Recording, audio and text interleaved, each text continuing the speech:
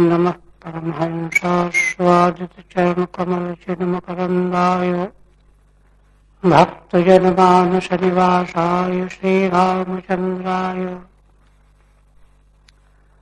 वागीशाय यस्य वदने लक्ष्मीर्यस्य च वक्षसि यस्यास्ते हृदये संवित्तं सिंहमहं भजे। विश्वसर्गविसर्गादि नवलक्षणलक्षितम् श्रीकृष्णाख्यं परं धाम जगन्धाम नमामि तत्।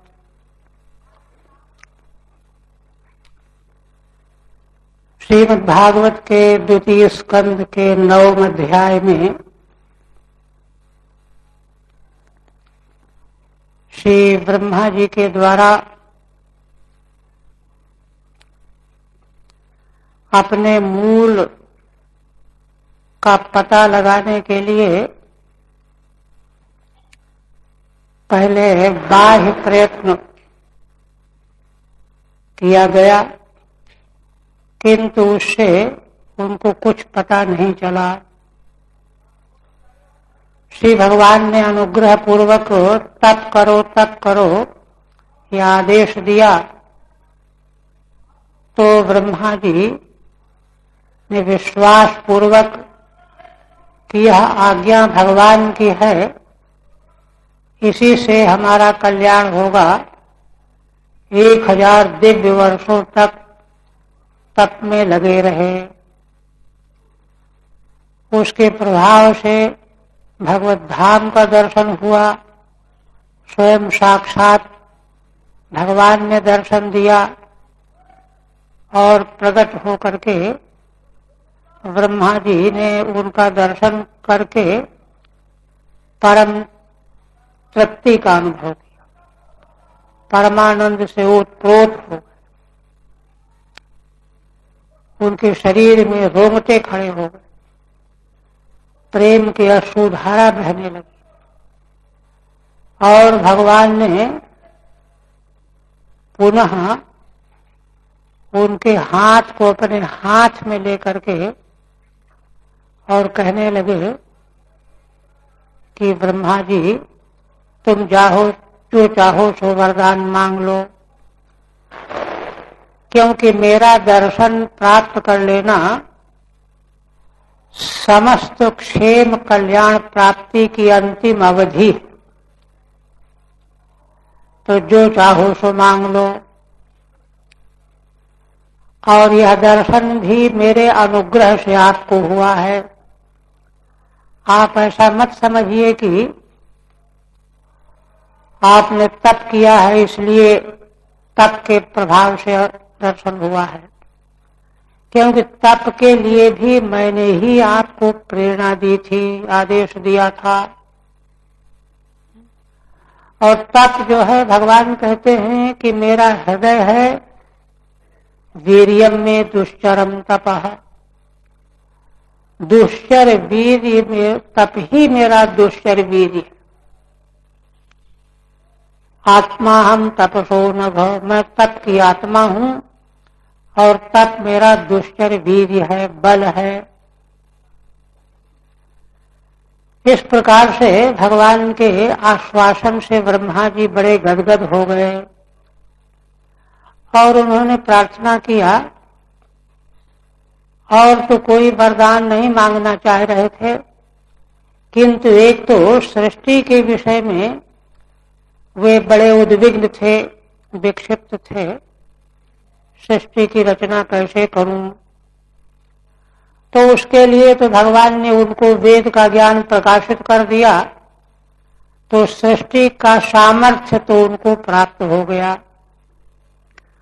अब उनको एक भय हुआ कि मैं जब भगवान की आज्ञा का पालन करते हुए सृष्टि की रचना करूंगा, तो कहीं मुझ में अभिमान ना आ जाए, मद ना आ जाए कि देखो मैंने कैसा विचित्र संसार बना लिया, दूसरा कोई ऐसा संसार नहीं बना सकता। इस प्रकार से मेरा मद समुन्नद्ध न हो जाए कि मैंने किया है, मैंने बनाया है। यह असंगत बात है। असंगत बात होने से इससे मेरा पतन हो जाएगा। इसलिए आप कृपा करके मुझे ऐसी शक्ति दीजिए कि जिससे मुझ में यह मद न प्रकट हो, मद पैदा न हो। यहां तक बात हुई थी। इस पर भगवान ने आश्वासन दिया पहले कि भाई देखो, कर्तृत्वाभिमान और व्यक्तित्व का अभिमान, इसका कारण जो है नासमझी, तत्व का अज्ञान है। इसलिए जब तक तुम तत्व को नहीं जान जाओगे तब तक इससे तुम अपने को रोक नहीं पाओगे। कोई भी नहीं रोक सकता अपने को। तत्व का ज्ञान ही असल में सारे अहंकारों से निवृत्ति कराने वाला है, छुट्टी दिलाने वाला है। अहंकार को देखिए, पंचम स्कंध में जहां ऋषभदेव भगवान का उपदेश है, तो अहंकार को चिज्जड़ ग्रंथि कहा है। मूल ग्रंथि, जड़ चेतन के बीच की ग्रंथि अहंकार के रूप में प्रकट होती है। मैं यह हूं, मैं देह हूं, मैं ये हूं, मैं ये हूं, मैं ये हूं। और इसके बाद फिर दूसरी छोटी छोटी ग्रंथियां अपने आप बढ़ जाती हैं, पैदा हो जाती हैं। फिर मैं गृहस्थी हूं, बाल बच्चे वाला हूं, इतने पुत्र हैं मेरे, इतनी संपत्ति है मेरी, इतना ज्ञान है मुझ में। ये मूल चिज्जड़ ग्रंथि रूप जो अहंकार है, उसी की ग्रंथि की ये बाल बच्चे हैं। तो मूल ग्रंथि जब तक नष्ट नहीं होगी, निवृत्त नहीं होगी, जड़ और चेतन के बीच की ग्रंथि, ग्रंथि में क्या होता है, एक लट उसमें चिपट जाती है, उधर वाली इसमें चिपट जाती है। तो जड़ जो है चेतन में चिपट गया, चेतन जो है जड़ में चिपट गया। यही ग्रंथि है। आत्मा शुद्ध चेतन है, किंतु वह अपनी उपाधि अहंकार में चिपक जाता है, संलग्न हो जाता है। अध्यास के कारण जो है उसको अपना स्वरूप मानने लगता है। तो अहंकार में जो जो बातें पैदा होती हैं वह अपने में मानने लगता है। और अहंकार जड़ तत्व है, अचेतन है, उसमें कोई बोध नहीं है, कुछ भी नहीं है। वो तो ईंट पत्थर की तरह से है, शिला की तरह से। जैसे देखिए, एक वृक्ष दूसरे वृक्ष को नहीं जानता, न तो अपने को जानता है कि मैं आम का वृक्ष हूं, न दूसरे को जानता है कि यह भी आम का वृक्ष है, चाहे नीम का वृक्ष है। एक मकान न अपने को जानता है, न दूसरे मकान को जानता है। सारे दृश्य जड़ पदार्थों की यही स्थिति है। अहंकार तो दृश्य है ना, जड़ का लक्षण वेदांत की दृष्टि से है ना। जो दृश्य है वही जड़ है, और जो दृश्य है जड़ है वही मिथ्या है, वही असत है, वही अध्यस्त है। तो अहंकार जड़ है और चेतन है। किंतु चेतन आत्मा के अध्यास से वह अपने को चेतन मानने लगा। मैं ऐसा हूं, मैं ये कर दूंगा, मैं वो कर दूंगा, मैंने ये किया, मैंने वो किया। ये सारे उपद्रव तत्व ज्ञान के अभाव में शुरू हो जाते हैं। और यहीं से संसार की शुरुआत है। और यह संसार की शुरुआत यहां से होकर के करोड़ों अरबों जन्मों तक इसका सिलसिला फिर मिटने वाला नहीं, जब तक तत्वबोध नहीं प्राप्त हो जाएगा। इसके बीच में सिलसिला ये रुकने वाला नहीं। उत्थान पतन, आवागमन, ऊंचा नीचा, इधर उधर, यही सब चलता रहेगा।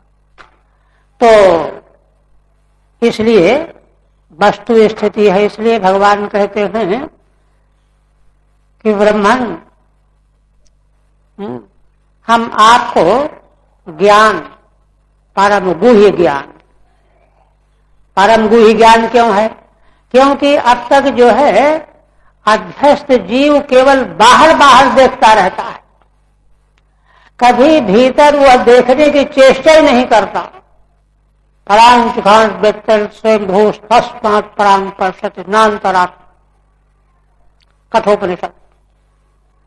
स्वयंभू परमेश्वर ने, जगत रचयिता ने इंद्रियों को बहिर्मुख बनाया है, इसलिए उनका स्वभाव है कि बाहर दौड़ती हैं, ढूंढती हैं, देखती हैं, पकड़ती हैं विषयों को।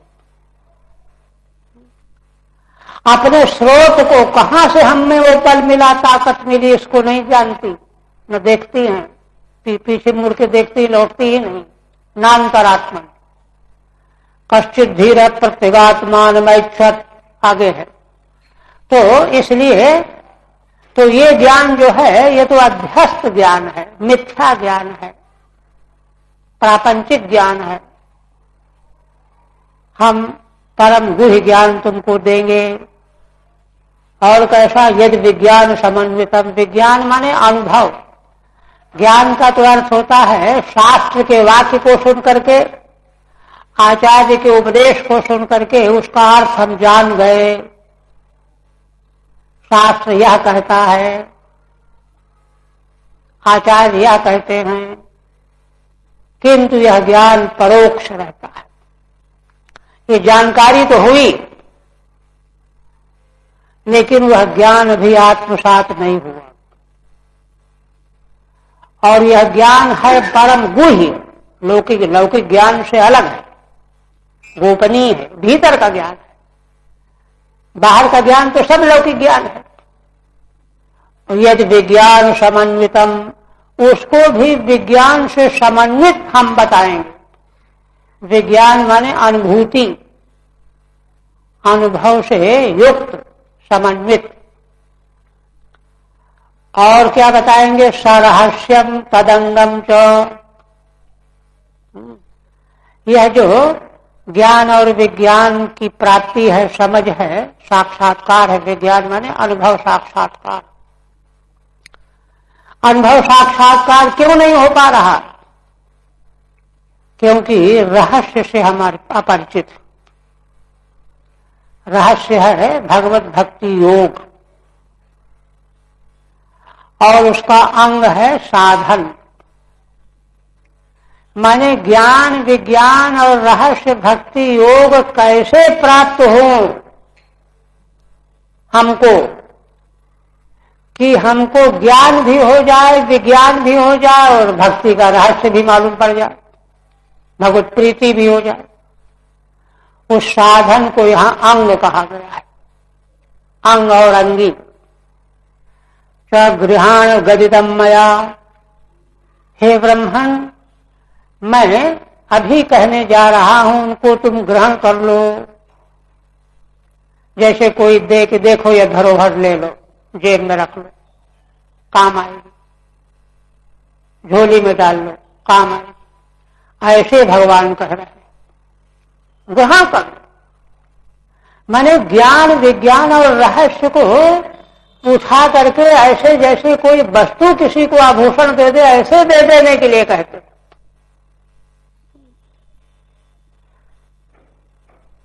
और बस तुम्हारा जो भय है कि मैं समुन्नत मद वाला हो करके मतवाला न हो जाऊं, आपकी स्मृति से वंचित हो करके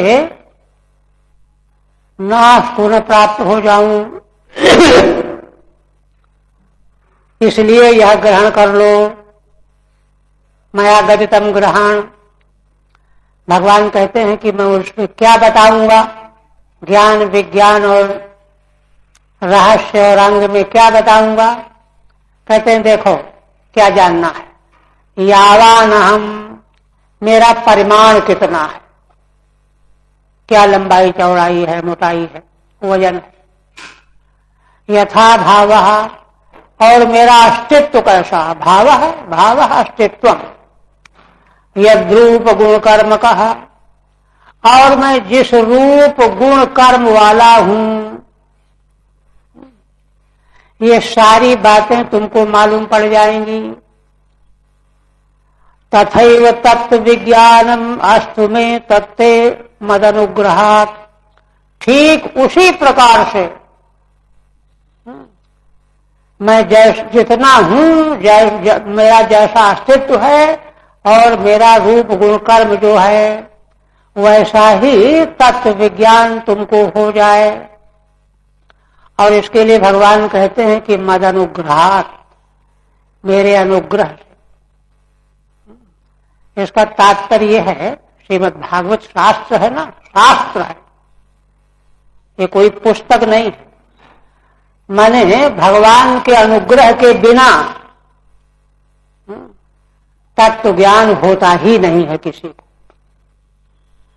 तत्व ज्ञान के पास तक पहुंच सकता है, लेकिन तत्व ज्ञान प्राप्त नहीं होता। किंतु भगवान जब अनुग्रह करते हैं, ददाम बुद्धि योगम तिम येन माम उपयांति, इसलिए भगवद अनुग्रह संपादन करना चाहिए। कैसे करना चाहिए? तो भगवान जिन क्रियाकलापों को अपनाने से अनुग्रह करते हैं, उन क्रियाकलापों को अपनाना शुरू करो, तब अनुग्रह करेंगे। टीका तो हो ही गई थी इसकी। अब भगवान संकल्प करके, प्रतिज्ञा करके अब तत्व ज्ञान बताने जा रहे हैं, चतुश्लोकी श्रीमद् भागवत। तत्व ज्ञान के बारे में एक चीज थोड़ा सा ध्यान में ले लेना चाहिए। तत्व का मतलब क्या होता है? तत्व का मतलब होता है तस्य भावस्तत्वम्, उसका मूल भाव तत्व कहा जाता है।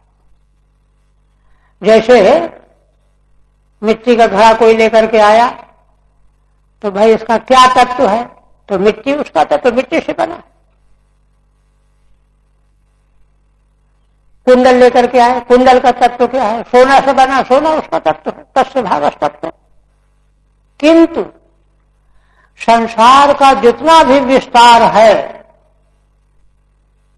अव्यक्त से महत्तत्व, महत्तत्व से अहम तत्व, तन्मात्राएं, ज्ञानेन्द्रियां, कर्मेंद्रियां, बुद्धि, मन, पंचभूत,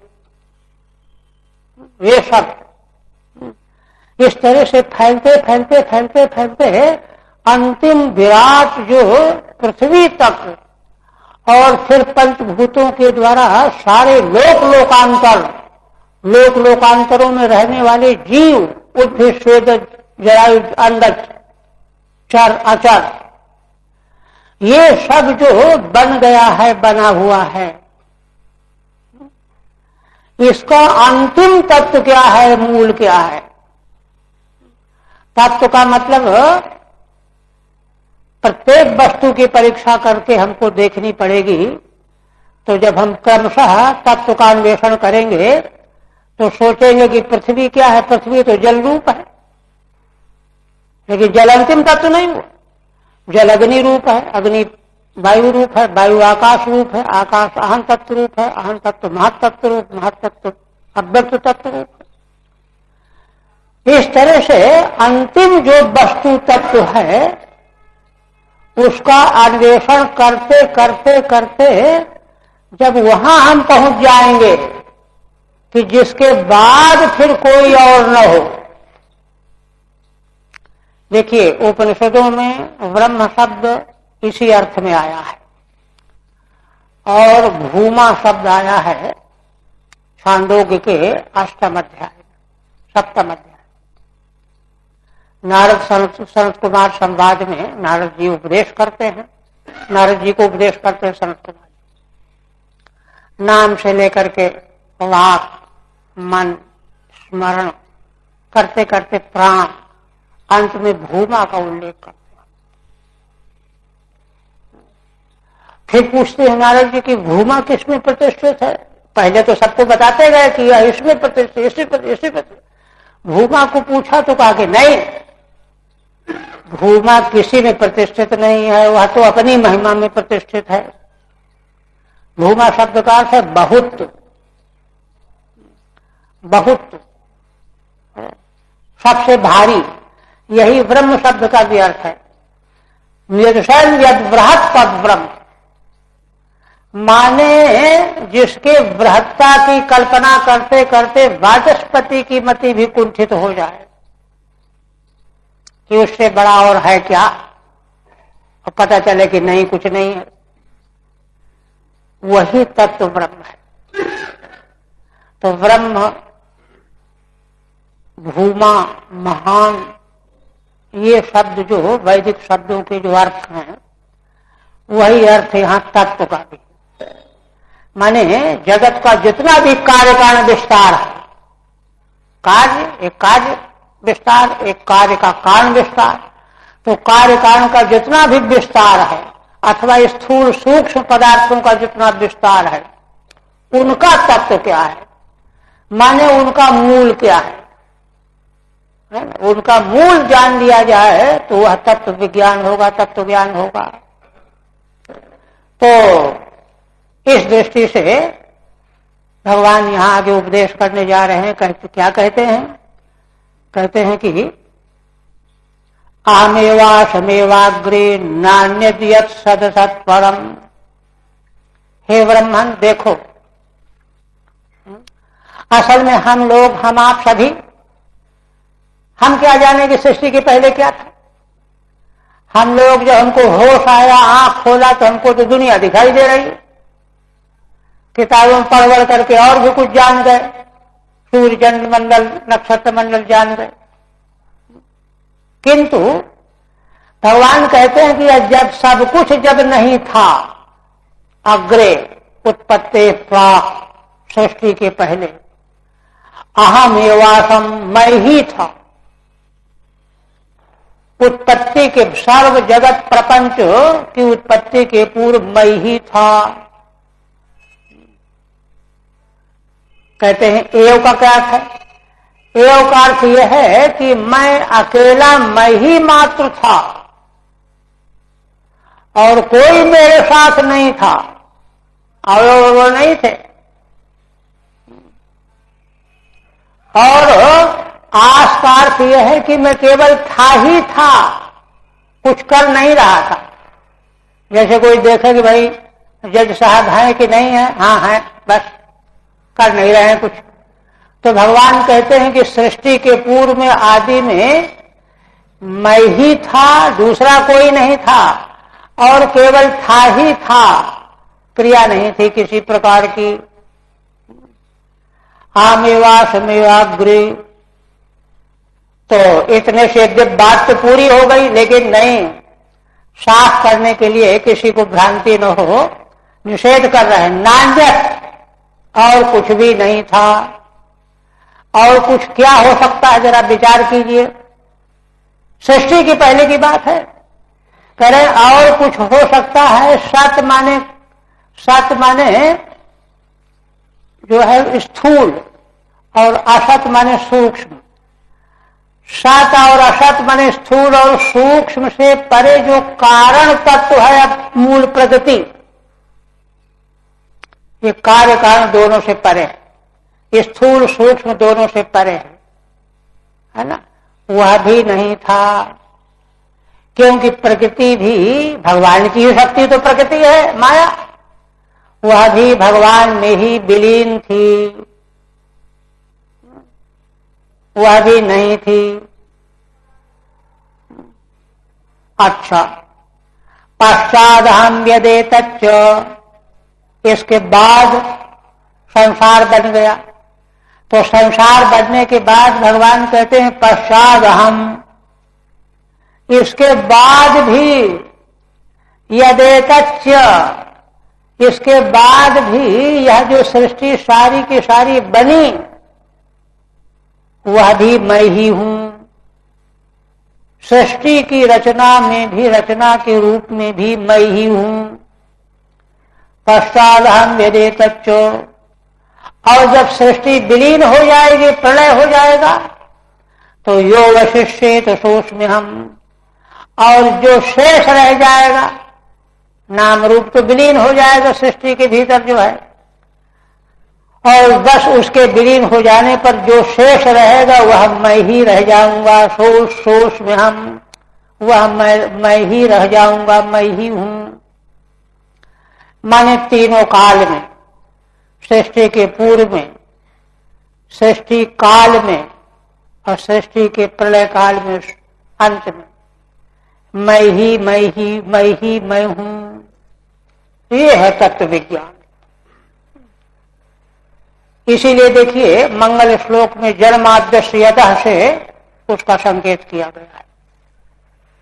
उस परम सत्य का भगवान व्यास जी कहते हैं कि मैं ध्यान करता हूं जिससे इस संसार विश्व प्रपंच की उत्पत्ति स्थिति संहार होते रहते हैं। सर्वाधिष्ठान समस्त विश्व प्रपंच की उत्पत्ति का जो अधिष्ठान है, स्थिति का अधिष्ठान है और प्रलय का अधिष्ठान है। सोने से बना हुआ कुंडल सोने से उत्पन्न हुआ, उत्पन्न होकर के सोने में ही स्थित है ना। सोने को हटा लेंगे तो कुंडल रहेगा कहां? और जब विलीन हो जाएगा, नाम रूप मिट जाएगा, कुंडल का कुछ और चीज बन जाएगी तो भी सोने में ही विलीन हो जाएगा। इस तरह से वह जो परम तत्व भगवान हैं वे अपना परिचय स्वरूप में दे रहे हैं। ठीक है। एतदेव सम्यक उपदिशन यावा नित्यस्यार्थम स्फुटयति। इसी माने मैं जितना हूं, जैसा अस्तित्व है, जैसे रूप गुण कर्म वाला हूं, तो उनमें से पहले भगवान यावान की व्याख्या करते हैं। मैं कितना हूं, तो कितना हूं का उत्तर क्या है? सब कुछ वही है। उनके बराबर तो बाल भर कोई और है ही नहीं, कोई वस्तु ही नहीं। तो परिमाण में कोई इयत्ता तो वहां बताई जाए जहां दूसरा भी कुछ हो। बृहत तत्ब्रह्म में इयत्ता नहीं है। इस पर महाराज दृष्टांत दिया करते थे, जैसे किसी ने कहा भाई निमन सर्वे ब्राह्मणा भोजनीया, बोला सब ब्राह्मणों को भोजन करो परोसो। तो सर्वे का अर्थ तो यह है, सर्व माने कहीं कोई ब्राह्मण ना बचे, है ना। तो कुछ ब्राह्मण जो है नेपाल में रहते हैं, कुछ भूटान में रहते हैं, वे उनको कैसे भोजन हो सकता है? तो कहा कि नहीं, सर्वे का मतलब है निमंत्रिता। तो कहते निमंत्रित में भी कुछ ब्राह्मण आए भोजन करने, कुछ नहीं आए। तो कहा कि नहीं, और संकोच करो, निमंत्रिता उपस्थिताश्च, जो निमंत्रित किए गए उनमें जो उपस्थित है उन सब ब्राह्मणों को भोजन करो। तो देखिए यहां पर सर्व शब्द के अर्थ को संकुचित करना पड़ा, उपाय नहीं था दूसरा। किंतु ब्रह्म शब्द का अर्थ जो विषय बृहत है, तो वहां तो संकोचक कोई प्रमाण ही नहीं है कि इससे बड़ा कि उससे बड़ा, कि इससे बड़ा उससे बड़ा। इसलिए वहां पर बृहत्ता की कल्पना का अर्थ है निर्विषय बृहत। एक शब्द में बस ये समझ लो कि जिससे बड़ा कुछ है ही नहीं। इसलिए भगवान का परिमाण क्या बताया गया? भगवान के अलावा और कुछ है ही नहीं तीनों काल में। सृष्टि के पहले भी जो थे भगवान, सृष्टि के रूप में भी भगवान, और प्रलय होने पर भी भगवान। और कोई वस्तु होवे तब तो देखिए ब्रह्मा जी ने भी नारद जी को यही कहा है कि वत्स नारद, प्रधान प्रकृति माया काल गुण स्वभाव क्रिया द्रव्य, इनके अलावा सब कुछ भाव अभाव भी, माने भाव रूप पदार्थ और अभाव भी, ये चीज नहीं है, ये चीज नहीं है, अभाव भी भगवान को छोड़ करके नहीं रह सकते। ये भगवान का परिमाण, यावान का अर्थ व्याख्या है। इस रूप में भगवान का जो है हमको आगे बताएंगे। तो कहते हैं अहमिति अहमेवाग्रे सृष्टे पूर्व आसम स्थित। श्रीधर स्वामी कहते हैं मैं ही, अग्रे माने पहले, किसके पहले? सृष्टि पूर्वम, जब सृष्टि नहीं उत्पन्न हुई थी उससे पूर्व में, है ना, आसम स्थित स्थित था। आसम क्रिया जो है उत्तम पुरुष एक वचन की है, मैं ही एकमात्र था, नान्यत किंचित, और कुछ भी नहीं था। कहते और कुछ क्या हो सकता था? यत् सत स्थूलम असत सूक्ष्मम, स्थूल और सूक्ष्म, सत माने स्थूल, असत माने सूक्ष्म, इन दोनों से परे क्या है? इन दोनों से परे कारण है प्रकृति प्रधान, अव्यक्त जिसको कहते हैं, वह भी नहीं था सृष्टि के पूर्व में। क्यों? तस्यापि अंतर्मुखतया तदा मय्येव लीनत्वात्। श्रीधर स्वामी कहते हैं कि भगवान का आशय यह है कि उस समय प्रकृति भी, प्रलयावस्था में प्रकृति जो है अंतर्लीन रहती है। तीनों गुणों की साम्यावस्था का नाम प्रलय है, और साम्यावस्था जो है अंतर्लीनावस्था है। अंतर्लीन होकर के प्रकृति मुझी में समाई हुई है। जैसे देखिए कोई व्यक्ति पहलवान सो रहा है तो सो रहा है, शक्ति भी उसकी प्रकट नहीं हो रही, और जब जगेगा तो 1 कुंटल का बोझा उठा करके फेंक देगा। वैसे ही प्रकृति प्रधान मूल शक्ति भी अंतर्लीन होकर के भगवान में ही डूबी हुई है। इसलिए सात सात स्थूल सूक्ष्म से परे कुछ भी नहीं था। तदा मय्येव लीनत्वात्, क्योंकि अंतर्लीन होकर के वह प्रकृति भी मुझ में, मुझ परमेश्वर में ही लीन थी। अच्छा, एक बात और भी है, देखिए कि शक्ति और शक्तिमान में अभेद ही होता है। शक्ति और शक्तिमान को लेकर के द्वैत नहीं होता,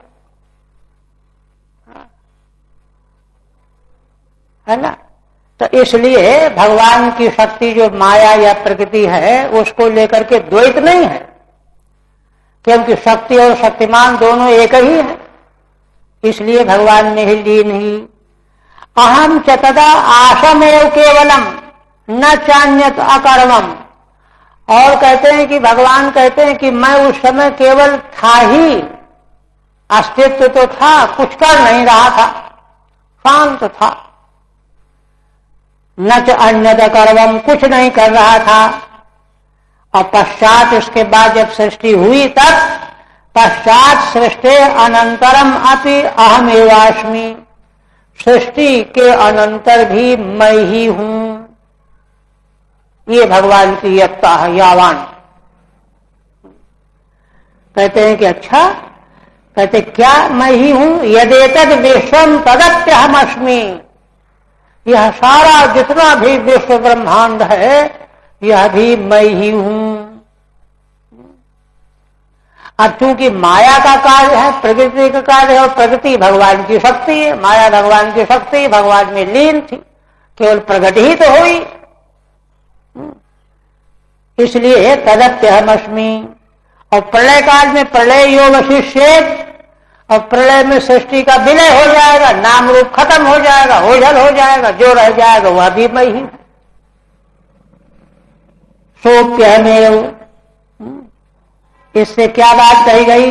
अनेन च अनाद्यनन्तत्वाद् अद्वितीयत्वाच्च परिपूर्णो अहमित्युक्तम भवति। इससे भगवान का तत्व क्या बताया गया कि भगवान अनादि और अनंत है, अनाद्यनन्तत्वात्। और दूसरी बात है अद्वितीयत्वाच्च, क्योंकि कभी भी दूसरी वस्तु उनके साथ में रहती ही नहीं है। सृष्टि के पहले भी नहीं थी और सृष्टि हो जाने पर भी नहीं है, और सृष्टि का लय होने पर भी नहीं है, वही केवल शेष रहते हैं। इसलिए अनादि अनंत होने से और अद्वितीयत्वाच्च परिपूर्णो अहमित्युक्तम भवति, परिपूर्ण मैं ही हूं, ये तत्व विज्ञान है। अब आगे देखिए, आगे देखिए कहते हैं यथात माया योगेन इत्यनेन मायाया अति पृष्ठत्वात्। पीछे जो है महाराज परीक्षित जी ने भगवान सुखदेव जी से भगवान कैसे अपनी आत्माया योग के द्वारा शक्ति को स्वीकार करके संसार को बना देते हैं और फिर जो है नाना अवतार रूप लेकर के उसकी रक्षा करते रहते हैं और फिर ऊर्नाभिक कीट की तरह से उसको अपने में स्थापित कर लेते हैं, लीन कर लेते हैं। ये भी महाराज ने प्रश्न किया था, तो उसका उत्तर भी देना है। परिपूर्ण एकमात्र अनादि अनंत तो भगवान हैं, यह तो हो गया। माने देश काल वस्तु से अपरिच्छिन्न भगवान जो है, देश से अपरिच्छिन्न है, काल से अपरिच्छिन्न है, वस्तु से अपरिच्छिन्न है। तीनों का मतलब क्या? देश से परिच्छिन्न जो वस्तु होती है, भाई इस देश में है उस देश में नहीं है, देश परिच्छिन्न हो गई। काल परिच्छिन्न का मतलब ग्रीष्म ऋतु में ये फल पैदा होता है, शरद ऋतु में नहीं होता है, काल परिच्छिन्न हो गया फल। वस्तु परिच्छिन्न क्या है? वस्तु परिच्छिन्न का मतलब घट घट ही है, पट थोड़ा ही है, सोना सोना है, मिट्टी थोड़ा ही है, ये वस्तु परिच्छिन्नता हो गई। किंतु यहां क्या है ना, जब सब कुछ भगवान ही है तो काल परिच्छिन्नता तो इसलिए खत्म हो गई कि पहले भी भगवान थे, वर्तमान में भी भगवान है, आगे भी भगवान रहेंगे, तो काल परिच्छिन्नता खत्म है ना। अच्छा, देश परिच्छिन्नता क्या है? आगे पीछे, ये आगे है ये पीछे है, तो देश कृत लेकर व्यवहार होता है, आगे आगे वो चल रहा है, पीछे पीछे वो चल रहा है। तो पहले सृष्टि पहले होगी तब तो प्रलय होगा, प्रलय पहले कैसे हो जाएगा? तो सृष्टि प्रलय में आगा पीछा भाव है, तो आगे पीछे का देश का भी परिच्छिन्नता नहीं। क्यों? सृष्टि काल में भी वही और प्रलय काल में भी वही, इसलिए भगवान में काल परिच्छिन्नता भी नहीं, देश परिच्छिन्नता भी नहीं, अब वस्तु परिच्छिन्नता भी नहीं है। क्यों? वस्तु परिच्छिन्नता तब हो जबकि भगवान एक वस्तु तो है, दूसरी नहीं है, लेकिन यहां तो सब कुछ भगवान ही है, भाव अभाव सब कुछ भगवान ही है। भगवान के बिना अणु के बराबर कोई वस्तु है ही नहीं, हो ही नहीं सकती। इसलिए देश काल वस्तु तीनों से परिच्छिन्न परिपूर्ण परमेश्वर परमात्मा है। एक बात यह पहले श्लोक के द्वारा कही गई। अब देखिए श्रीधर स्वामी दूसरे श्लोक की व्याख्या करते समय दूसरा श्लोक क्यों कहा गया, तो क्यों इसलिए कहा गया कि महाराज ने पूछा था कि भगवान तो है अनिर्वचनीय, सजाति विजातीय स्वगताद भेदत्व शून्य, किंतु वे सृष्टि काल में भी हैं, तो कैसे भगवान अपनी माया से संसार को बनाते हैं, क्रीड़ा करते हैं, खेलते हैं? इसका उत्तर देना है ना। तो उस पर है ना, यथात माया योगेन इत्यनेन मायाया अविप्रष्टत्वात्, माया के बारे में भी प्रश्न किया था महाराज ने, है ना। प्रष्टत्वात् वक्षमाणोपयोगित्वाच्च, और दूसरी बात यह है कि माया का रहस्य बताना, आगे जो बात कही जाएगी उसमें उसकी उपयोगिता है, उपयोगी है। उपयोगित्वाच्च माया निरूपयति, माया का स्वरूप निरूपण करते हैं भगवान, क्योंकि भगवान की माया को भगवान नहीं बताएंगे तो कैसे कोई जानेगा, इसलिए भगवान ही अपनी माया का परिचय दे रहे हैं। क्या कहते हैं देखिए सूत्र रूप में, ऋते अर्थम यत् प्रतीयेत न प्रतीयेत चात्मनि तद विद्यादात्मनो मायाम यथा भासो यथा तमः, है ना। माया का मतलब यह है, मां माने न होना और या माने मालूम पड़ जाना, दिखाई दे जाना, ना होते हुए जो दिखाई पड़ रही हो, ये है। तो कहते हैं, इसीलिए परिभाषा कर रहे हैं, ऋते अर्थम यत् प्रतीयेत, है ना, जहां अर्थ कुछ है नहीं लेकिन प्रतीति हो रही, अर्थवर्थ है नहीं। स्वप्न में जैसे हम देख लेते हैं, दिल्ली गए, वहां गए, यहां गए, ये खाया वो पिया, न कहीं दिल्ली जाना हुआ न कुछ खाना पीना हुआ। तो ऋते अर्थम यत् प्रतीयेत, तो एक बात तो ये है ना, वस्तु के बिना भी अगर प्रतीति हो, तो वस्तु के बिना प्रतीति तो जादू से ही जादूगर दिखा देता है। इसलिए और न प्रतीयेत चात्मनि। लेकिन देखिए यहां एक बात और कह रहे हैं, भगवान कहते हैं कि जैसे जादूगर जादू की वस्तु बना करके दिखा देता है, जादूगर अलग खड़ा रहता है और हाथ से कोई वस्तु पैदा करके बाहर फेंक देता है, लोग वाह वाह करने लगते हैं। यहां ऐसा नहीं है, यहां माया का स्वरूप जो बताया जा रहा है, माया तभी तक अन्य अर्थ को प्रकट करेगी, दिखाएगी, जब तक मूल अधिष्ठान हमारी दृष्टि से ओझल रहेगा। इसीलिए वेदांत परिभाषा में माया की दो शक्तियां कही गई हैं, एक आवरण शक्ति, दूसरी विक्षेप शक्ति। आवरण शक्ति पहले क्या करती है, पहले मूल अधिष्ठान को छिपा देती है। जैसे देखिए रज्जू है, रस्सी, रस्सी मंद अंधकार में छिप गई, रस्सी है यह नहीं दिखाई दे रहा, यह काम माया पहले करेगी, वस्तु को पहले छिपा देगी और तब सांप है, भूछिद्र है, माला है, दंड है, अनेक तरह के विकल्प पैदा करा देगी। ये विक्षेप शक्ति माया की है। तो उसी प्रकार से माया की शक्ति, आवरण शक्ति पहली और विक्षेप शक्ति दूसरी। तो विक्षेप शक्ति तो क्या करती है, जो वस्तु नहीं होती उसको दिखाती है ना? और जहां दूसरी वस्तु को दिखाया जो नहीं है, उसी के साथ में जो वस्तु है उसका दिखना और बंद हो गया।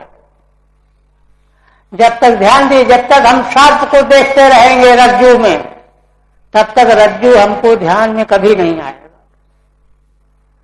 रज्जू में जब तक सर्प, भूछिद्र, माला, दंड देखते रहेंगे, तब तक रज्जू कभी दिखाई नहीं पड़ेगी। क्योंकि रज्जू अगर दिखाई पड़ जाए तो सब दिखना खत्म, बंद हो जाए। यही कहते हैं भगवान कि माने वस्तु के न रहने पर जो प्रतीत कराना आत्मा में, और न प्रतीयेत चात्मनि, और जो वस्तु वास्तव में है उसकी प्रतीति न होना। वास्तव में जो अधिष्ठान है, रज्जु वास्तविक है, उसकी प्रतीति नहीं हो रही, और सर्प है नहीं, उसी की प्रतीति हो रही। ये दोनों माया के लक्षण हैं। माया के दोनों लक्षणों के द्वारा माया को पहचानना पड़ेगा। माया के प्रभाव से प्रभावित होते ही दो काम हो गए एक साथ, वस्तु का स्वरूप ढक गया, हाँ, और जो नहीं है वो दिखाई देने लगा। यही माया का स्वरूप है। ऋते अर्थम यत् प्रतीयेतो न प्रतीयेत चात्मनि तद विद्यादात्मनो मायाम। इसी को आत्मा माने भगवान की, परमेश्वर की, परमात्मा की माया जानो। इसको और खोल करके समझाने के लिए दृष्टांत देते हैं, यथा भासो यथा तमः। जैसे आभास, कभी कभी हमको भ्रम में दो चंद्रमा दिखाई देने लगते हैं, है ना, दो चीजें, चंद्रमा या और भी कोई चीज, दो दिखाई देने लगते हैं, दो डालें, दो उंगलियां। तो यह तो पहले वाला अंश है कि दो है नहीं लेकिन दिख रहा है। चंद्रमा दो है नहीं लेकिन दूसरा भी दिख रहा है। ऋते सम्यक प्रतीयेत। और जो एक चंद्रमा है वो दिखता नहीं है। इसका दृष्टांत दिया है, भगवान ने दिया, यथा तमः। तमः माने अंधकार। श्रीधर स्वामी व्याख्या में बताएंगे, जैसे देखिए राहु चंद्रमा को ग्रस लेता है, सूर्य चंद्र को, तो चंद्रमा का ना दिखना तो हमको मालूम पड़ जाता है, किंतु जिसने चंद्रमा को ना दिखने की समस्या बनाई वो राहु नहीं दिखता। राहु जो तम रूप है, अंधकार रूप है, वह नहीं दिखता। ये दो दृष्टांत हैं। अब टीका देखिए। ऋते अर्थम, ऋते माने बिना, अर्थम बिना भी वास्तवमर्थम यद्यतः किमप्यनियुक्तम आत्मन्यधिष्ठाने प्रतीयेत, है ना। अर्थम बिना का मतलब है वास्तव अर्थ नहीं है ना। ये तो मैंने रज्जु में सर्प दिख रहा है तो सर्प तो अर्थ है, कहते वास्तविक नहीं है, सही नहीं है। वास्तव अर्थम बिना यद्यतः किमप्यनियुक्तम, तो फिर उसको क्या कहेंगे। रज्जु में सर्प को देखिए, वेदांत की प्रक्रिया क्या है, इसको अनिर्वचनीय कहा जाता है। इसके बारे में अन्यथा ख्याति, अख्याति, असख्याति, सत्ख्याति, ये भिन्न भिन्न दार्शनिकों के पक्ष हैं। वेदांत का पक्ष है अनिर्वचनीय ख्याति। अनिर्वचनीय ख्याति का मतलब है न वह सत है, न असत है, न सत सत है, न सत सत से भिन्न है, इसलिए अनिर्वचनीय। माने सत असत, न सत न असत, सत और असत दोनों, कोई भी कोटि जहां पर न बन सके वही वो अनिर्वचनीय है। अनिर्वचनीय माने जो कहने लायक न हो। तो रज्जु में जो सर्प है, सुप्तिका में जो रजत है, ये अन्यथा ख्याति, अनिर्वचनीय ख्याति, अन्यथा ख्याति नहीं। अन्यथा ख्याति मीमांसकों को अनिर्वचनीय ख्याति कैसे कहते हैं कि देखो रज्जु में सर्प अगर कहो कि नहीं है तो फिर दिखता क्यों, इसलिए नहीं कैसे कह सकते हैं। और कहो कि है तो थोड़ी देर के बाद गायब क्यों हो जाता है तो है, गायब क्यों हो जाता है। इसलिए नहीं कह सकते, सत भी नहीं कह सकते, असत भी नहीं कह सकते। कहते सत असत दोनों कहें तो दोनों कहेंगे तो विरोध होगा। कोई कहे कि दिन भी है रात भी, ऐसा कैसे हो सकता है।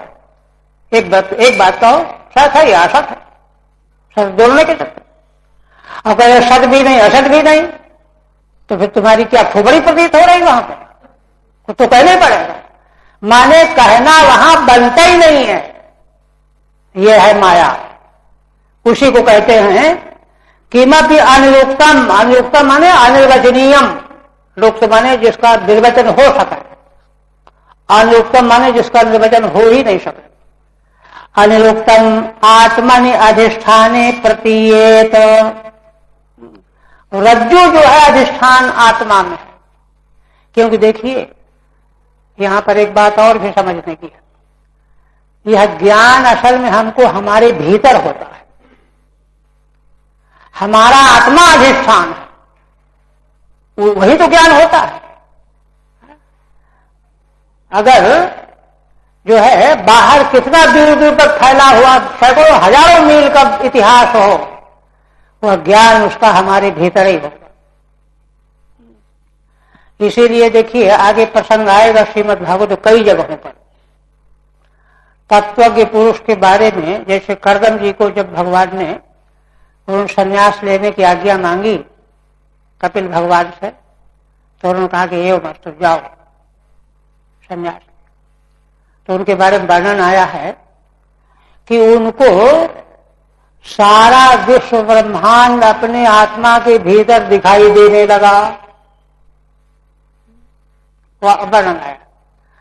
तो कहने का मतलब यह है कि ज्ञान जो भी होता है आत्मा में ही होता है, उसी को कहते हैं आत्मनि अधिष्ठाने प्रतीयेत, प्रतीत हो रहा, अनिरुक्त अनिर्वचनीय कुछ प्रतीत हो रहा है।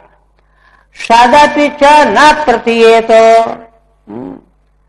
और जो आत्मा सत है अधिष्ठान, वो प्रतीत नहीं हो रहा। जो अनिर्वचनीय है नहीं, वो प्रतीत हो रहा है शर्त, और रज्जु प्रतीत नहीं हो रहा। रज्जु तो है, वो प्रतीत नहीं हो रहा है। तत् आत्मनो मम मायाम विद्यात्, हे ब्रह्मन इसी को तुम हमारी माया जानो। दृष्टांत दे रहे हैं, यथा आभासो द्विचंद्रादि ही, दो चंद्र दिखाई देना, इत्यर्थम बिना प्रतीत दृष्टांत, दो चंद्रमा है कहां, लेकिन प्रतीत हो रहा है, तो बिना रहते हुए प्रतीति हो रही है, दृष्टांत। और दूसरा यथा तम है, सतो अप्रतीत है ना। चंद्रमा को जब राहु ग्रस्ता है तो राहु है तभी तो ग्रस्ता है, किंतु राहु दिखाई नहीं दे रहा, जो है वह दिखाई नहीं दे रहा, सदप अप्रतीत। तमो राहुर यथा ग्रह मंडले स्थितोपि, तम नाने राहु अर्थ उसका, जैसे ग्रह मंडल में है स्थितोपि न दृश्यते, किंतु दिखाई नहीं देता, तथा इस प्रकार से अधिष्ठान आत्मा का दर्शन न होना और अनिर्वचनीय जो नहीं है उसका दृष्टिगोचर होना, ये माया है। अब इसके बाद पुनः कहते हैं, है ना, माने भगवान ने अपना स्वरूप बताया यावान, और माया भी पूछी गई थी तो माया का भी निर्वचन किया। इसके बाद भगवान ने कहा था यथा भाव यावान हम यथा भाव, मेरा अस्तित्व कैसा है। क्योंकि देखिए वस्तुओं की अस्तित्व अलग अलग ढंग से होते, नहीं तो कोई जिद करने लगा कि अरे अगर जैसे किसी वृक्ष के नीचे घड़ा अगर होता तो क्यों न दिखता, नहीं दिखता है तो नहीं है। इसी प्रकार से भगवान अगर हैं तो दिखते क्यों नहीं, नहीं दिखते, इसलिए हम कैसे माने। इसलिए भगवान का जो देश काल वस्तु तीनों से अपरिच्छिन्न स्वरूप अस्तित्व बताया गया, वो कैसा अस्तित्व है, वह भगवान का होना है कैसा, कि मनुष्य जो है लालायित है और वो है बस, किसी को दृष्टिगोचर नहीं हो रहा। ये तो महाराज जी ने गोपी गीत में प्रकट किया है ना, महाराज जी तो बहुत ही स्तर की बात कहते हैं, चलिए उधर चर्चा नहीं छेड़ेंगे। तब कहते हैं कि दृष्टांत देते, यथा भाव ही तेजत स्पष्टयति, भगवान का अस्तित्व है कैसा।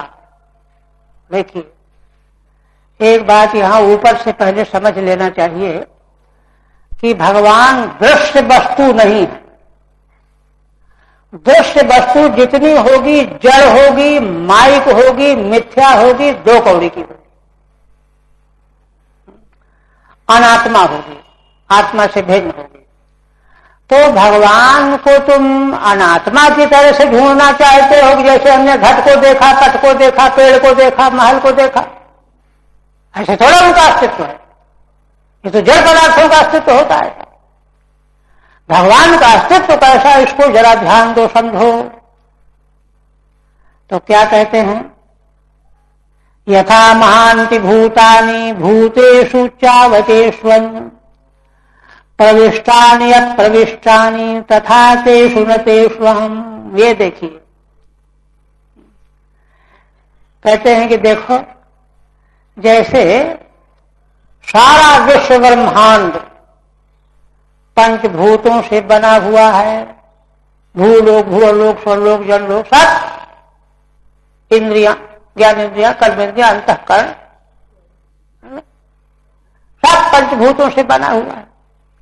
और पंचभूतों से बना होने से यथा महांति भूतानि भूतेषु उच्चावचेषु, भूतेषु माने प्राणीषु जीवेषु, और जीव जो है ऊंचे से ऊंचे देवता और नीचे से नीचे स्थावर जंगम, उच्चावचेष्वनु, इन सभी प्राणी मात्र में जैसे पांचों महाभूत प्रविष्ट हैं। क्यों? क्योंकि पांचों भूतों से तो सब बने हुए हैं। भूलोक भी पंचभूत से बना है, स्वर्लोक भी, मारलोक भी, जनलोक, तपलोक, अतल विदल सुदल तलातल रसातल, देवता दानव मानव पशु पक्षी कीट पतंगे सभी के देह जो है पंचभूतों से ही तो बने हुए हैं, सब पांच भौतिक है। तो ये कह सकते हैं कि पांचों भूत सब में व्याप्त है, सब में पांचों भूत व्याप्त है। किंतु देखो, व्याप्त होने वाली जो वस्तु होती है वो जहां व्याप्त होती है उससे अलग होती है। तो भूत आखिर हैं क्या कि जिनमें पांचों भूत आकर के घुस गए? ऐसा तो कह नहीं सकते कोई। असल में वे पांचों भूत ही प्राणियों के देह बने हुए हैं। वे भूत कोई पंचभूतों से अलग सिद्ध ही नहीं है कि पंचभूतों से अलग भूत थे, उनमें पांचों भूत आकर के झगड़ के घुस गए, ऐसा थोड़ी। क्यों? वो तो पंचभूतों से बने हुए हैं ही। तो जो सारे भूत पंचभूतों से ही बने हुए हैं, इसका मतलब है पंचभूत इसमें प्रविष्ट नहीं हुए, अब प्रविष्ट ही हैं। प्रविष्ट होने वाली वस्तु अलग होने वाली वस्तु में प्रविष्ट होती, वही कहते हैं भूतेषु उच्चावचेष्वनु प्रविष्टानि एक अप्रविष्टानि। प्रविष्ट भी है और अप्रविष्ट भी, दोनों चीजें हैं। दोनों तरह की बात कही जा सकती है। जैसे है ना, प्रविष्ट इसलिए कह सकते हैं कार्य कारण की दृष्टि से, पंचभूत कारण है और भूत प्राणियों के देह कार्य हैं, तो कार्य में कारण का प्रवेश होता ही है। कारण अगर कार्य में प्रवेश नहीं तो कार्य पैदा नहीं होगा। मिट्टी ही तो घट में घुस करके घड़ा बनी हुई है, सोना ही कुंडल बना हुआ है घुस करके। तो कार्य कारण की दृष्टि से प्रविष्ट हो रहे हैं, भेद है। और अप्रविष्ट क्यों कहते हो? कहते कार्य कारण में भेद है ही नहीं। कार्य कारण में जब अभेद मानेंगे तो प्रविष्ट भी नहीं है, क्योंकि अपने में अपना थोड़ा घुसता है, अभेद में कहां प्रवेश होगा। अप्रविष्टानि तथा तेषु न तेषु हम, जैसे देखिए इस बार भगवान ने पहले दृष्टांत समझाया, अब तक समझा रहे हैं, क्योंकि जटिल था ना ये, है ना। पहले दृष्टांत खोल करके समझा दिया कि जैसे पांच भौतिक समस्त विश्व ब्रह्मांड प्रपंच में पांचों भूतों को कारण रूप में मान करके और कार्य रूप प्रपंच में प्रविष्ट माने जा सकते हैं। और क्योंकि कार्य कारण में अलगाव है नहीं, भेद है नहीं, इसलिए अप्रविष्ट ही है, केवल अस्तित्व ही है।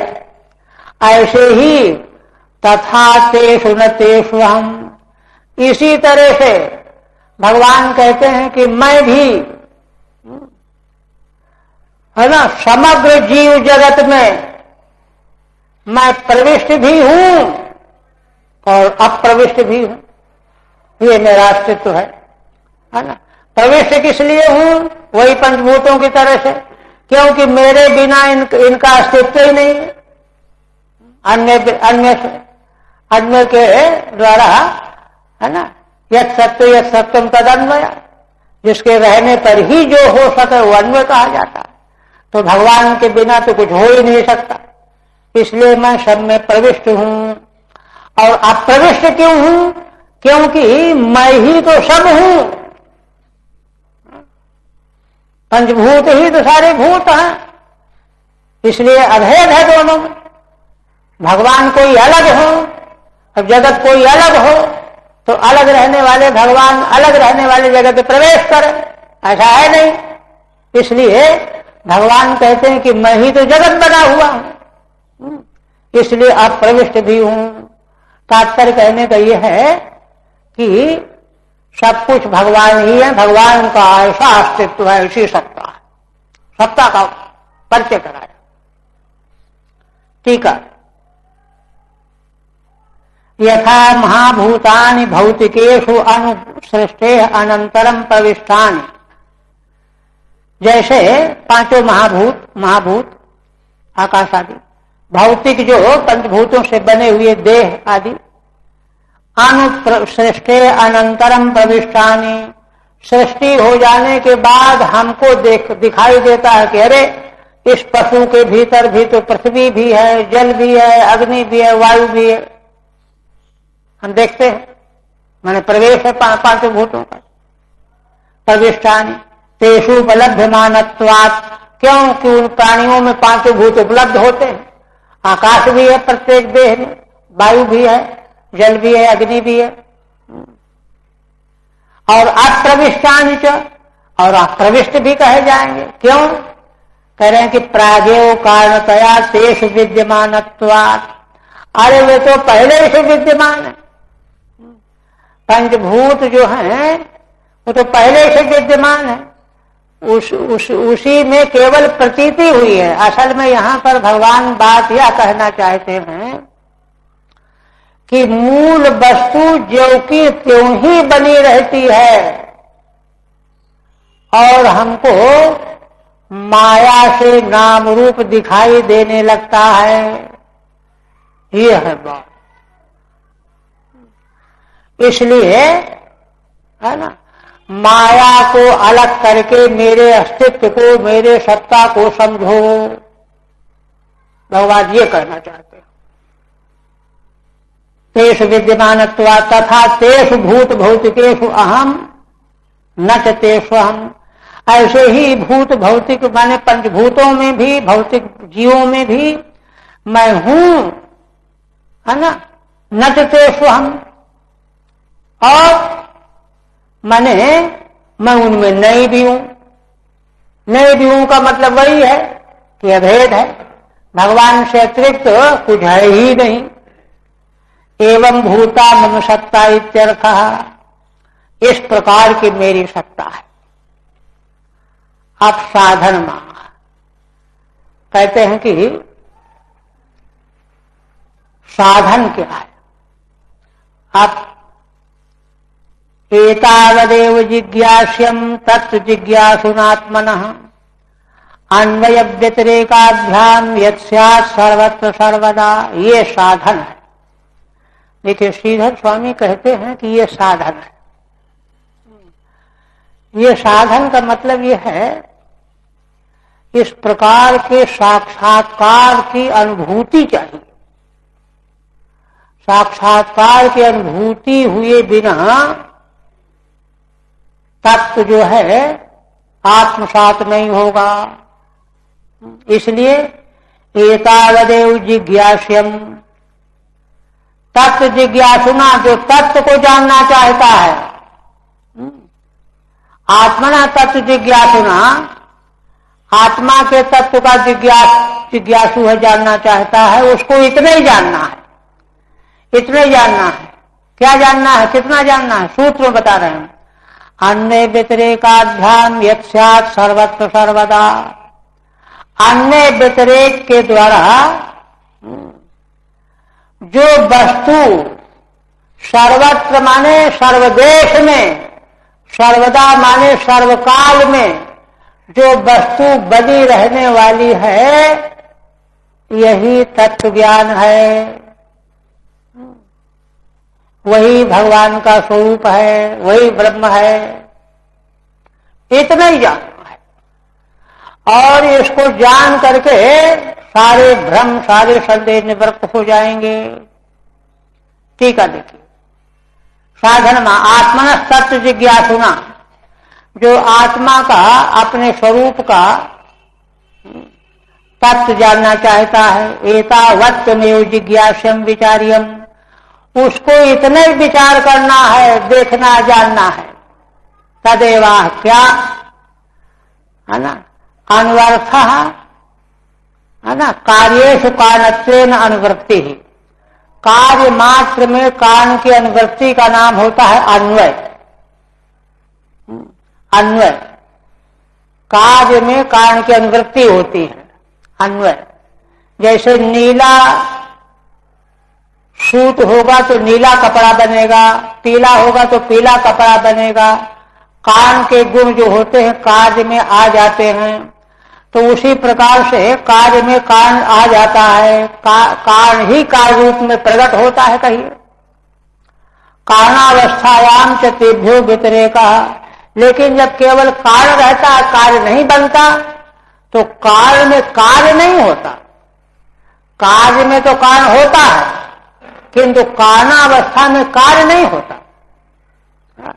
मिट्टी में घड़ा तो है कि मिट्टी कारण है, किंतु घड़ा में है ना, नहीं मिट्टी नहीं, उल्टा हो गया।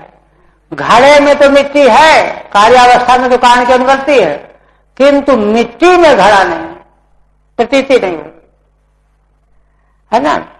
कारणावस्थायाम च तेभ्यो व्यतिरेकः, कारणावस्था जब कार्य नहीं होता, कारण कारण भी रहता है, तो कार्य से व्यतिरेक रहता है। तथा जागृदावस्थासु तत्त साक्ष्यतयान्वयः। अब देखिए आत्म तत्व को अन्य व्यतिरेक के द्वारा श्रीधर स्वामी, मूल में तो संक्षिप्त शब्द हैं, यहाँ श्रीधर स्वामी स्पष्ट कर रहे हैं। क्या कहते हैं? अपने भीतर जानना है। क्या? देखिए हम लोग जागृत स्वप्न सुषुप्ति तीनों अवस्थाओं का रोज अनुभव करते हैं, है ना। तत्व साक्ष्यतया अन्वय, और हम जानते हैं कि हमने पहले जग करके इतनी देर तक ये काम किया, फिर स्वप्न देखने लग गए, फिर गाढ़ निद्रा में पहुंच गए, फिर जग गए। तो इसका मतलब क्या हुआ? तीनों अवस्थाओं को जानने वाला साक्षी कोई अलग है। और देखिए अगर साक्षी अलग न होता तो तीनों को न जान पाता। कैसे जानना पाता? देखिए जिस समय हम एक किसी अवस्था में होते हैं, हम सभी लोग, उस समय दूसरी अवस्था का हमको कुछ पता नहीं चलता। जब हम जग रहे हैं तो हमको स्वप्न का क्या पता, जब स्वप्न देखते हैं जागृत का क्या पता, गाढ़ निद्रा में पहुंचते हैं तो स्वप्न जागृत किसी का कोई पता नहीं। इसका मतलब तीनों अवस्थाएं अलग अलग हैं, किंतु तीनों अवस्थाओं में व्याप्त रहने वाला जो तत्व है साक्षी, जो दूर से जागृत को भी देख रहा था, स्वप्न को भी देख रहा था, सुषुप्ति को भी देख रहा था, और अब बता रहा है अलग अलग है, इसलिए बता रहा है। क्योंकि जागृत अवस्था में तो स्वप्न सुषुप्ति का पता चला नहीं, सुषुप्ति में तो जागृत स्वप्न का पता चला नहीं। साक्षी के बल पर जो है तीनों अवस्थाओं का जो साक्षी है, दृष्टा है, उसको पता चल रहा है। तत्त साक्ष्यतयान्वय, तो तीनों अवस्थाओं में अवस्था वाला जीव, उसको विश्व का इस प्रकार नाम दिया गया, और उस जीव के अनुभूति अवस्था को जानने वाला साक्षी दृष्टा वह अलग है। यह है व्यतिरेक। व्यतिरेक माने व्यतिरेक कैसा कि माने तीनों के भीतर अगर साक्षी न रहता तो किसी भी अवस्था का बोध न होता। और देखिए व्यतिरेक क्या है? व्यतिरेक का मतलब है कि तीनों अवस्थाएं न हो और वह हो। जैसे घड़ा जब नहीं बना होता तो मृत पिंड तो रहता ही है, कुंडल नहीं बना होता तो स्वर्ण पिंड तो रहता ही है। उसी तरह से तीनों अवस्थाएं जब न रहें तब साक्षी को रहना चाहिए। तो उसका दृष्टांत श्रीधर स्वामी दे रहे हैं कि समाधि में देखो, समाधि न जागृत है, न स्वप्न है, न सुषुप्ति है, किंतु साक्षी आत्मा है। तीनों अवस्थाओं के न रहने पर भी साक्षी आत्मा समाधि में अनुभव हो रहा है। व्यतिरेक हो गया। अब पहले अन्वय था, साक्षी न होता तो तीनों अवस्थाओं को हम जान ही नहीं सकते थे। यही अन्वय व्यतिरेक है। व्यतिरेकस्य समाध्यादौ एवं अन्य व्यतिरेकाभ्याम यत् स्यात् सर्वत्र।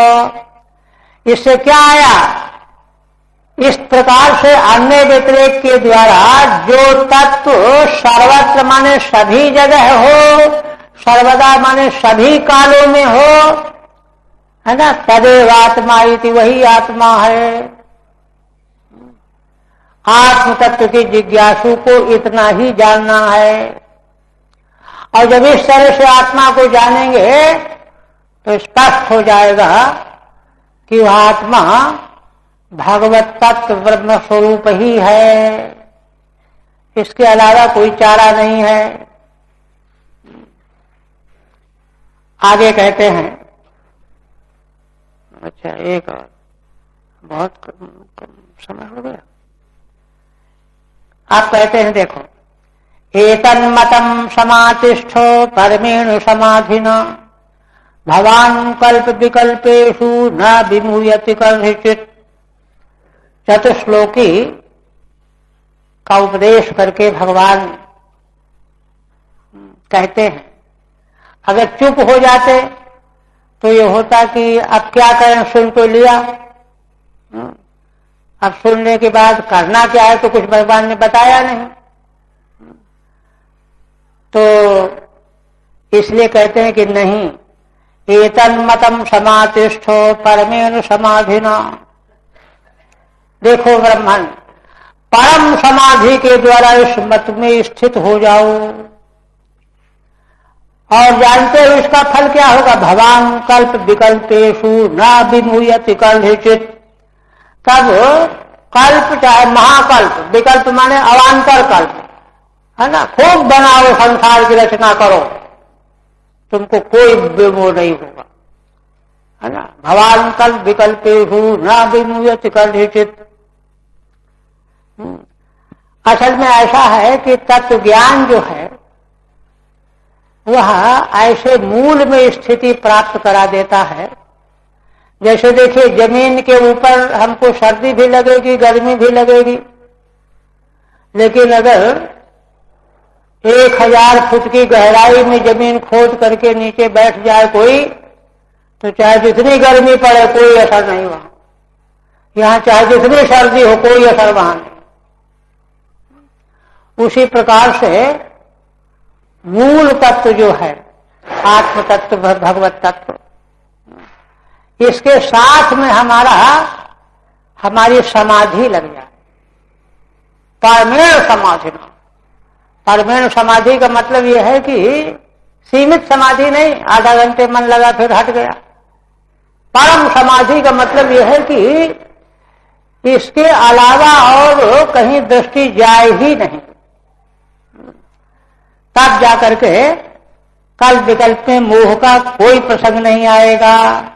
ठीक है, यत् प्रार्थितम नेहमाना प्रजा सर्गम। ब्रह्मा जी ने भगवान से प्रार्थना किया था कि सृष्टि की रचना करते हुए मैं मोहित न होऊं, इत तत्प्रसादी करोति। तो यह जो प्रार्थना किया था ब्रह्मा जी ने, अब प्रसाद रूप में उनकी झोली में दे रहे हैं। क्या कर रहे हैं, एतन्मतं सम्यक् अनुतिष्ठ। यह जो चतुश्लोकी भागवत हमने तुमको सुनाई, इसका सम्यक प्रकार से अनुष्ठान कर लो, पक्का कर लो। समाधिना चित्त एकाग्रेण। समाधि का मतलब चित्त को एकाग्र करके। कल्पेषु ये विकल्पा विविधा सृष्टेषु विमोहम कर्तृत्वाधिनिवेशम न स्यास्यति। और इसको कर लेने पर, है ना, फिर जितने भी कल्प विकल्प हैं, महाकल्प, अवान्तर कल्प, विविध प्रकार के सृष्टि के लिए सृष्टियां हैं, उनकी रचना करते हुए भी तुमको कर्तृत्व का अभिनिवेश कभी नहीं होगा, अभिनिवेश नहीं होगा, और इस तरह से तुम्हारी समस्या का समाधान हो जाएगा।